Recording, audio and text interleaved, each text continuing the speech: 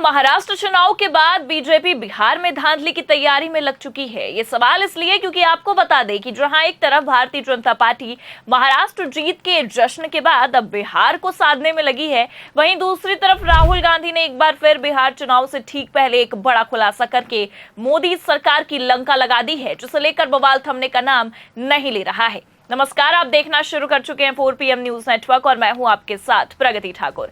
दरअसल आपको बता दें कि महाराष्ट्र चुनाव में हुई मैच फिक्सिंग को लेकर जहां एक तरफ भारतीय जनता पार्टी बुरा फंसी हुई थी कि उतने में ही आपको ये भी बता दें कि बिहार चुनाव से पहले राहुल गांधी ने बीजेपी के खेल को लेकर एक बड़ा खुलासा कर दिया है और पूरा का पूरा खेल एक्सपोज करते हुए गदर काट के रख दी है।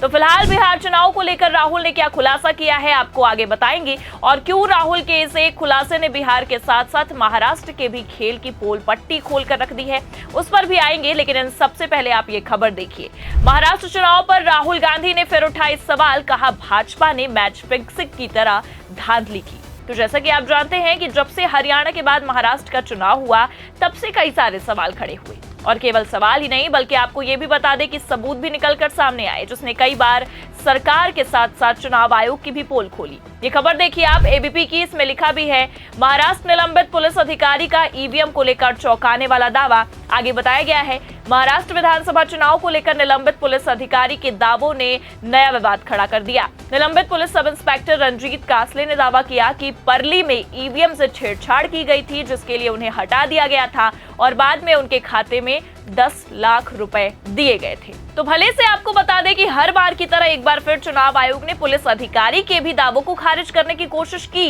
लेकिन चुनाव आयोग का इस पूरे मामले पर यह कहना है कि आरोप एक असंतुष्ट पुलिस अधिकारी यानी कि निलंबित की ओर से लगाया गया है। सख्त कानूनी प्रशासनिक प्रोटोकॉल के तहत ईवीएम को रखा जाता है। ईवीएम को हटाने की कोई संभावना ही नहीं है। इसकी गंभीरता को देखते हुए डीएम और एसएसपी से लेकर सीईओ तक से रिपोर्ट मांगी गई। रिपोर्ट के आधार पर कार्रवाई भी की गई। लेकिन भले से चुनाव आयोग ने महाराष्ट्र चुनाव को लेकर हुई धांधली, ईवीएम में बड़ी छेड़खानी के सबूतों को सिरे से ही खारिज कर दिया हो, लेकिन जो दावे निलंबित पुलिस ऑफिसर ने किए उसे मिटा पाना काफी मुश्किल था, क्योंकि आपको बता दें कि ये दावे अब तक सियासी गलियारों में शोर मचा रहे हैं, जो साफ बता रही है कि दाल में कुछ काला नहीं बल्कि महाराष्ट्र के चुनाव में तो पूरी दाल ही काली थी। जी हाँ, क्योंकि आपको बता दें कि महाराष्ट्र चुनाव को बीते लगभग 6 महीने से भी ज्यादा का समय होने वाला है, लेकिन इस चुनाव ने मोदी सरकार के सारे धागे खोल कर रख दिए हैं और अब इन्हीं धागों को लेकर बिहार में राहुल गांधी ने मोर्चा संभाला है।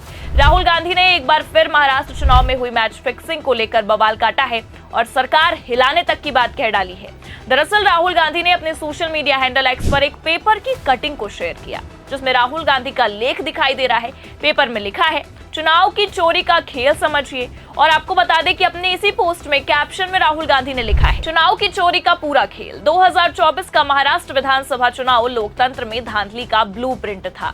अपने आर्टिकल में मैंने विस्तार से बताया है कि कैसे ये साजिश स्टेप बाय स्टेप रची गई। स्टेप 1, चुनाव आयोग की नियुक्ति करने वाले पैनल पर कब्जा। स्टेप 2, वोटर लिस्ट में फर्जी मतदाता जोड़े गए। स्टेप 3, मतदान प्रतिशत बढ़ा चढ़ाकर दिखाए गए। स्टेप 4, जहां बीजेपी को जिताना था वहां टारगेट करके फर्जी वोटिंग कराई गई। स्टेप 5, सबूतों को छिपा दिया गया। आगे लिखा है ये समझना बिल्कुल मुश्किल नहीं है कि महाराष्ट्र में भाजपा इतनी बौखलाई हुई आखिरकार क्यों थी, लेकिन चुनाव में धांधली भी मैच फिक्सिंग जैसी होती है। जो पक्ष धोखाधड़ी करता है वो भले से ही जीत जाए, लेकिन इससे लोकतांत्रिक संस्थाएं कमजोर होती हैं और जनता का नतीजों से भरोसा उठ जाता है। हर जिम्मेदार नागरिक को सबूतों को खुद देखना चाहिए, सच्चाई समझनी चाहिए और जवाब मांगने चाहिए, क्योंकि महाराष्ट्र की ये मैच फिक्सिंग अब बिहार में भी दोहराई जाएगी और फिर वहां भी जहां जहां बीजेपी हार रही होगी, मैच फिक्स करके चुनाव लोकतंत्र के लिए जहर बनेगा। तो जिस तरह से हरियाणा के बाद महाराष्ट्र में बीजेपी ने खेला किया, उसे लेकर अब बिहार चुनाव से पहले ही विपक्ष सक्रिय है, क्योंकि हर बार बीजेपी कुछ ऐसा ही करती है जिसे ये चुनावी धांधली के आरोप बीजेपी पर लगते ही रहते हैं। क्योंकि अगर महाराष्ट्र की ही बात की जाए तो खुद चुनाव के दौरान पोलिंग बूथ पर मौजूद पुलिसकर्मी ने चुनाव आयोग और सरकार की पोल खोली है और साफ दावा किया है कि ईवीएम में धांधली तो हुई है और उनका मुंह बंद करने के लिए पैसे भी उन्हें दिए गए। पुलिसकर्मी का यह दावा अपने आप में कोई छोटी बात नहीं है, क्योंकि चुनाव आयोग पर विपक्ष आज से नहीं कई समय से आरोप लगा रहा है कि चुनाव आयोग बीजेपी की बोली बोलती है।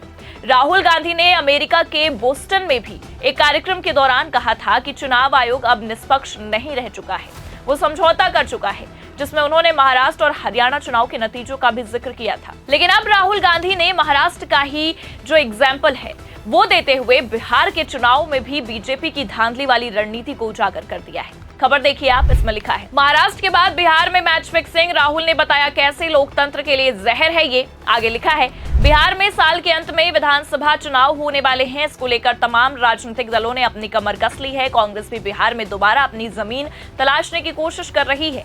यही कारण है कि नेता प्रतिपक्ष राहुल गांधी लगातार बिहार दौरे पर जा रहे हैं। इसी बीच राहुल ने एक बार फिर महाराष्ट्र विधानसभा चुनाव में धांधली का आरोप लगाया।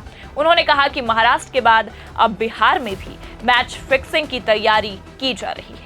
और अगर राहुल गांधी के इस तरह के दावे कर रहे हैं तो इस पर गौर करना इसलिए भी जरूरी हो जाता है क्योंकि आपको बता दें कि अभी कल ही राहुल बिहार दौरे पर थे। इससे पहले भी वो बिहार पहुंचे थे, लेकिन बिहार जाने के बाद अगर राहुल गांधी की ओर से इस तरह का बयान निकलकर सामने आता है तो ये गौर करने वाली बात होगी, क्योंकि आपको बता दें कि बिहार चुनाव से ठीक पहले बीजेपी भी कमर कसती नजर आ रही है। राहुल गांधी के अंदर भी अलग जोश देखा जा रहा है।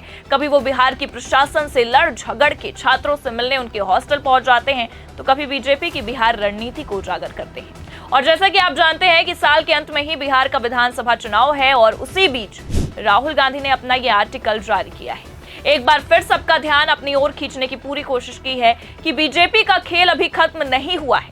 बिहार चुनाव में ये खेला अपनी चरम सीमा पर पहुंचता नजर आ रहा है, क्योंकि राजीव कुमार के कार्यकाल में हुए महाराष्ट्र चुनाव में हुई धांधली ने एक बार फिर पत्ते खोले हैं और कहीं ना कहीं अब बिहार चुनाव निशाने पर आया है। और ज्ञानेश कुमार के कार्यकाल का ये पहला चुनाव ही अब विपक्ष के निशाने पर आ गया है। ऐसे में आपको क्या लगता है, जो दावे राहुल गांधी ने किए हैं क्या ऐसा ही होगा? धांधली की कहानी अब महाराष्ट्र से उठकर बिहार पहुंचेगी? अपनी राय कमेंट करके जरूर बताएं। ये खबर कैसी लगी लाइक और शेयर जरूर करें। चैनल पर नए हैं तो सब्सक्राइब और ज्वाइन करना ना भूलें। देखते रहिए 4PM न्यूज नेटवर्क। नमस्कार।